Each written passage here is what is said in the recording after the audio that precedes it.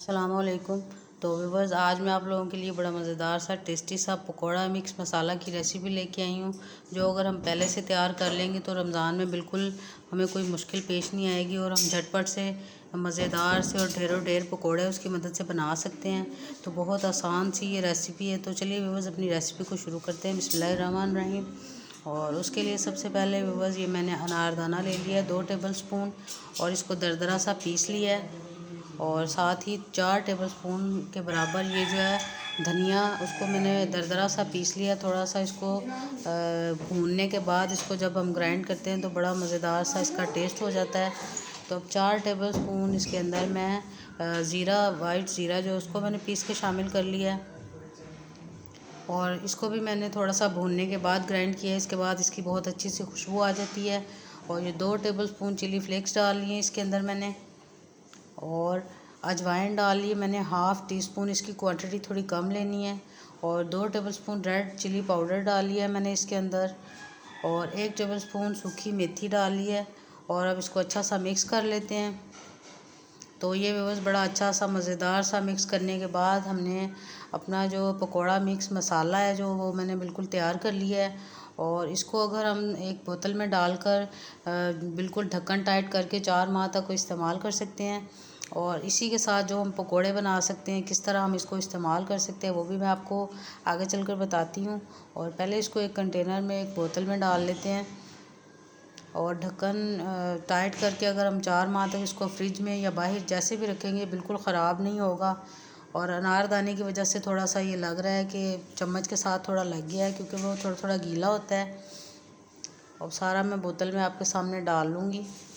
और व्यूअर्स, इसमें नमक बिल्कुल शामिल नहीं किया, क्योंकि नमक की क्वांटिटी अगर कम ज़्यादा हो जाए तो फिर हमारा मसाले में अच्छा टेस्ट नहीं आएगा। इसलिए उसको हम बिल्कुल जब इसको प्रिपेयर करेंगे, बेसन में डालेंगे, तो तब इसमें नमक हम शामिल करेंगे।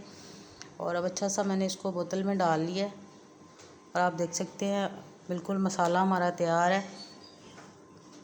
कितना अच्छा सा कलर आया है इसका। और खड़े खड़े थोड़े से जो मैंने मसाले पीसे हैं थोड़े थोड़े खड़े हैं, थोड़े थोड़े, और भूनने के बाद अच्छी सी खुशबू आ रही है और ये बिल्कुल तैयार है। इसको हम 4 माह तक फ्रिज में रख सकते हैं। तो चलिए अब अपना पकोड़ा मिक्स जो इसके साथ हम तैयार कर सकते हैं।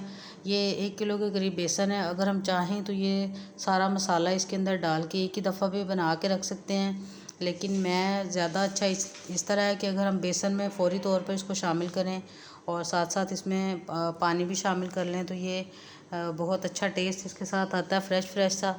और अब मैंने इसके अंदर 1 टेबलस्पून भर के जो है वो अपने ये जो भी मैंने मसाला तैयार किया है वो डाल लिया है और हाफ़ टी स्पून इसमें नमक शामिल कर लिया है।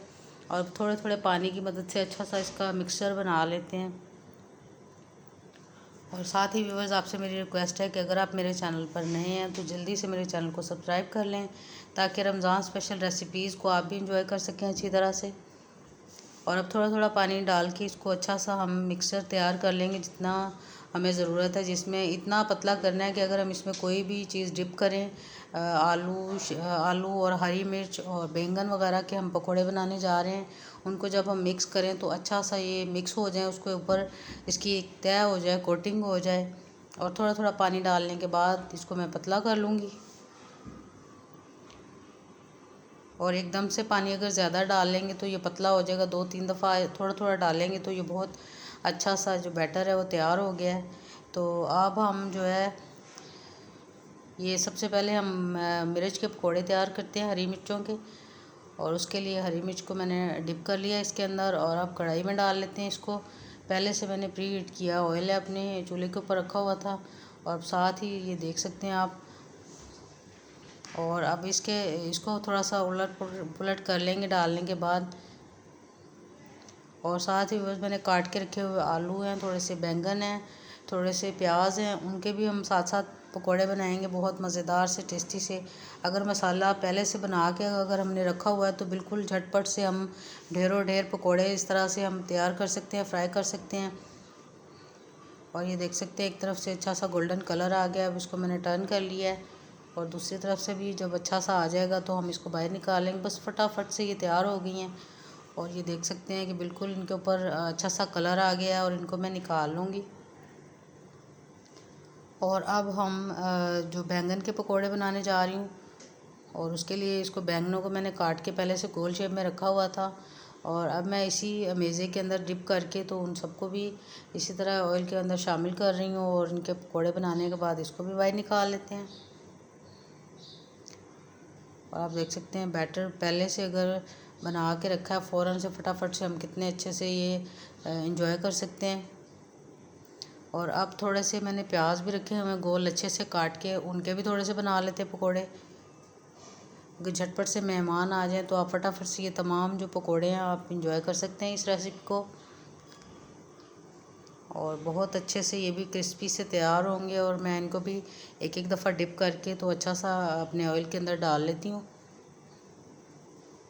और चूल्हे की आंच थोड़ी तेज़ रखी है, क्योंकि पकोड़े हमेशा तेज़ आंच के ऊपर बहुत अच्छे और क्रिस्पी से बनते हैं। और ये देखें सारे मैंने आपके सामने डाल लिए हैं। अब थोड़ा सा इसको टर्न कर लेंगे, जो ही इसके ऊपर कलर आएगा, और अच्छा सा कलर आ रहा है। और अब इसको मैंने टर्न कर लिया है, और ये भी करीबन सारे मैं इसी तरह तैयार कर लूँगी। और अब हम जो है आलू थोड़े से उसके कतले मैंने काट के रखे हुए हैं लंबाई शेप में, इनको भी इसी तरह बेसन में डिप करेंगे और सारे इसी तरह मैं तैयार करूँगी। पहले एक साइड से पकाएंगे, फिर दूसरी साइड से हम इसको अच्छा सा कलर दे लेंगे। और बहुत अच्छा टेस्ट, बहुत अच्छा सा कलर इसका आ रहा है, टेस्ट इससे भी ज़्यादा अच्छा है। और आप देख सकते हैं कि सारे मैंने अच्छी तरह से फ्राई कर लिए हैं। तो बस बहुत अच्छी झटपट से तैयार होने वाली रेसिपी है।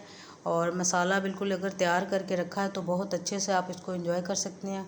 और ये देख सकते हैं, और साथ ही ये इमली की चटनी और थोड़ी सी कुछ खुरमानियाँ जो होती हैं उसकी चटनी मैंने बनाई है, इसका लिंक भी मैं डिस्क्रिप्शन में आपके डाल दूँगी। और साथ ही बस अगर आपको मेरी रेसिपी अच्छी लगे तो मेरे चैनल को सब्सक्राइब कीजिएगा, वीडियो को अपने दोस्तों के साथ अब आपके साथ शेयर कीजिएगा। और सारे मैंने आपको दिखाए हैं कितने अच्छे से अंदर से पक गए।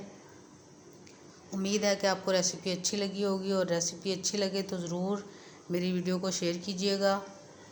और आइंदा आने वाली वीडियोस को देखने के लिए साइड पे लगे हुए घंटी के निशान को प्रेस कीजिएगा, ताकि आपको मेरी हर आने वाली नई वीडियो का नोटिफिकेशन सबसे पहले आपके पास पहुँचे। तो व्यूअर्स फिर मिलेंगे नई रेसिपी के साथ, तब तक के लिए अल्लाह हाफिज़।